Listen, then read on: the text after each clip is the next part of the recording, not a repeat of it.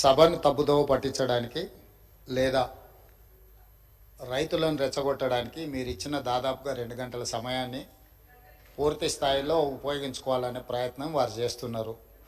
వారు సూచనల ముసుగులో మోసమైన ప్రణాళికను పకడ్బందీగా ప్రజల మెదళ్లలో చొప్పించడానికి ప్రయత్నం చేస్తున్నారు. నేను తమ ద్వారా వారికి చేసే సూచన ఏంటంటే 10 సంవత్సరాలు పరిపాలన చేసిండ్రు. మీ అనుభవాలు మీకు ఉన్నాయి. మీ వల్ల ప్రజలకు కూడా కొన్ని అనుభవాలు ఉన్నాయి. ఆ ప్రజల అనుభవాల మేరకే ప్రజలు ఒక తీర్పు ఇచ్చిండ్రు. 10 సంవత్సరాలు ఏలిన మీరు 10 నెలలు కూడా పూర్తి చేసుకొని ప్రభుత్వం మీద కొన్ని వందల ఆరోపణలు చేస్తున్నారు. నాకేం అభ్యంతరం లేదు. అది మీ విజ్ఞత, మీ అవగాహన. అదేవిధంగా ఈరోజు వారు సిరిసిల్ల చేనేత కార్మికుల గురించి, బతుకమ్మ చీరల గురించి వారు గొప్పగా చెప్పిండ్రు. నాకేం అభ్యంతరం లేదు. చేనేత కార్మికులకు పని కల్పించడం కోసం ఆనాడు ప్రయత్నం చేసి ఈ పథకాన్ని ప్రవేశపెట్టినామన్నారు. 2017-18లో నాకు తెలిసినంత వరకు మొట్టమొదట ఈ చేనేత కార్మికులకు బతుకమ్మ చీరల పథకాన్ని ప్రవేశపెట్టారు. నేను సూటిగా వారిని అడుగుతున్న ఒకటే మాట, అక్కడ ఇక్కడ డొంక తిరుగుడు కాకుండా మీరు ఈ పథకాన్ని ప్రారంభించిన సంవత్సరం మీరు సిరిసిల్లలో నేత కార్మికులకు పనిచ్చి బతుకమ్మ చీరలు తీసుకొచ్చి ఆడబిడ్డలకు పంచిపెట్టినరా, లేకపోతే మీ బినామీలకు కాంట్రాక్ట్లు ఇచ్చి సూరత్ వెళ్ళి సూరత్లో మీ తూకం కింద చీరలు తీసుకొచ్చి చీరల సైజు కంటే సైజు తక్కువ కట్ చేసి దండి కొట్టి ఆడబిడ్డలకు పంచిపెడితే ఆడబిడ్డలు తిరుగుబాటు చేసి ఇవి బతుకమ్మ చీరలు ఆడబిడ్డలు కట్టుకునేటివి కావు అని చెప్పి ఆడబిడ్డలు తిరుగుబాటు చేసిన మాట వాస్తవం కాదా? తమరి ద్వారా వారిని నేను ఏమడగదలుచుకున్నా అంటే ఒకటే మాట, స్ట్రైట్గా సమాధానం.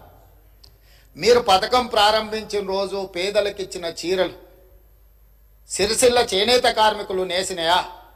సూరత్కి వెళ్ళి కిలోల కింద తూకంలో కొనుక్కొచ్చి కమిషన్లు కొట్టి పేదలను మోసం చేసిండ్రా లేదా వారు చెప్పాలి. నెంబర్ 1 అధ్యక్ష.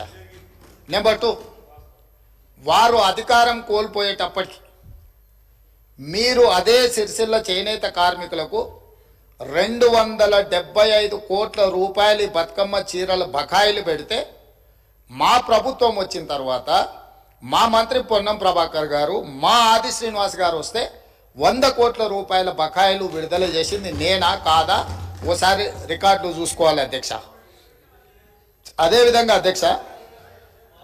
అదేవిధంగా ఎయిర్పోర్టుకు మెట్రో రైల్ గురించి చాలా విషయాలు వారు మాట్లాడినరు.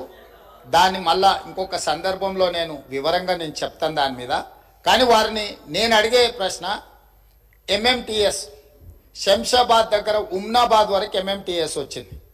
కేంద్ర ప్రభుత్వము ఎంఎంటీఎస్ను ఎయిర్పోర్టు లోపలికి అనుమతించండి, ఈ 2.5 కిలోమీటర్లు ఎంఎంటీఎస్ను ఎయిర్పోర్ట్లోకి అనుమతిస్తే సామాన్యమైన పేదలకు రవాణా సౌకర్యం ఏర్పడుతుంది.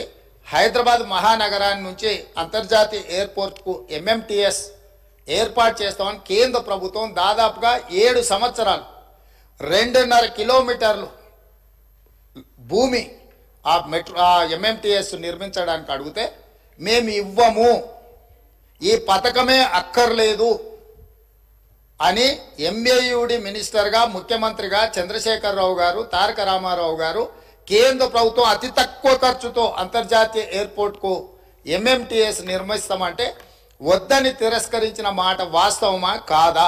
ఒకవేళ మీరు కాదు అంటే ఆ వివరాలు అన్నీ కూడా తీసుకొచ్చి సభలో పెట్టి సభ ద్వారా తెలంగాణ ప్రజలందరికీ కూడా వారు ఎందుకోసం ఎంఎంటీఎస్ పేదలకు ఉపయోగపడే జస్ట్ 2.5 కిలోమీటర్స్ ఉమ్నాబాద్ నుంచి ఎయిర్పోర్ట్ లోపలికి అనుమతి ఇవ్వకపోవడానికి గల కారణము, దీని వెనకాల ఉన్న కుట్ర, దీని వెనకాల ఉన్న ఆర్థిక రాజకీయ ప్రయోజనము ఏందనేది కూడా ఈరోజు తెలంగాణ ప్రజలకు తెలవాలి.